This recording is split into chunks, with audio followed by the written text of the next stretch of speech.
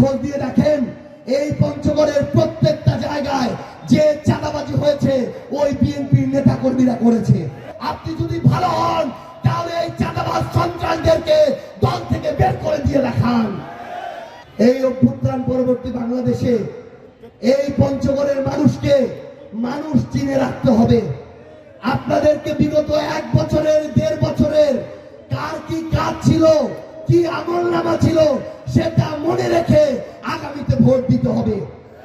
আপনি খোঁজ দিয়ে দেখেন এই পঞ্চগড়ের প্রত্যেকটা জায়গায় যে চাঁদাবাজি হয়েছে ওই বিএনপির নেতা কর্মীরা করেছে। প্রত্যেকটা জায়গায় মাদক ব্যবসা যে হয়েছে সেন্টার ওই বিএনপির নেতা কর্মীরা দিয়েছে। প্রত্যেকটা জায়গায় মানুষকে হুমকি দেওয়া হয়েছে, ভয় দেখানো হয়েছে, ওই বিএনপির নেতা কর্মীরা করেছে। প্রত্যেকটা জায়গায় ওই রাস্তাঘাটে ট্রাক দাঁড় করিয়ে চাঁদা নিয়েছে, বালুমহল নদীমহল প্রত্যেকটা দখল করেছে, মানুষের জায়গা জমি দখল করেছে ওই বিএনপির নেতা কর্মীরা করেছে।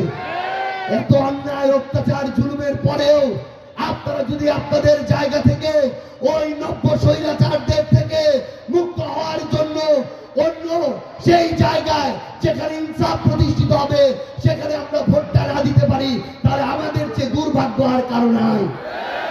অভ্যুত্থানের পরে 5 আগস্টের পরে আমরা মন্দির পাহারা দিচ্ছিলাম, আর ওই দলের নেতা কর্মীরা তারা তাদের জায়গা থেকে রাজনৈতিক প্রতিহিংসার বশবর্তী হয়ে মন্দির ভেঙেছে, হিন্দু পাড়ায় বাসাবাড়ি ভেঙেছে, তাদের দোকান ঘর ভেঙেছে।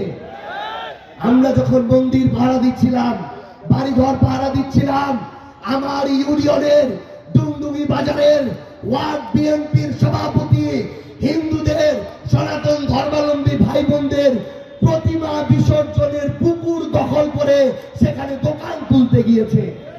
এরা হচ্ছে ওই নেতা।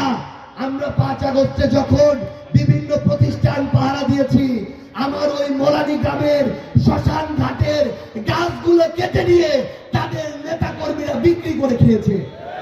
এদের রুচির এই অবস্থা, এদের কালচারের এই অবস্থা, এদের চিন্তা ভাবনার এই অবস্থা।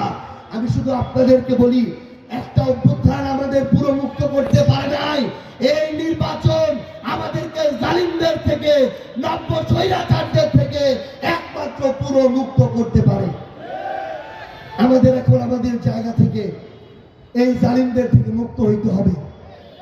তারাও তাদের নেতারা, তাদের ক্যান্ডিডেটরা উপরে উপরে ভালো মানুষের মুখোশ পরে, আর উপজেলা ইউনিয়ন ওয়ার্ডে প্রত্যেকটা জায়গায় তারা চাঁদাবাজ সন্ত্রাস আর গডফাদারদেরকে লালন পালন করে। আমরা মনে করি এটা হচ্ছে তাদের ভণ্ডামি, এটা হচ্ছে তাদের মুখোশ। আপনি যদি ভালো হন তাহলে এই চাঁদাবাজ সন্ত্রাসীদেরকে দল থেকে বের করে দিয়ে দেখান।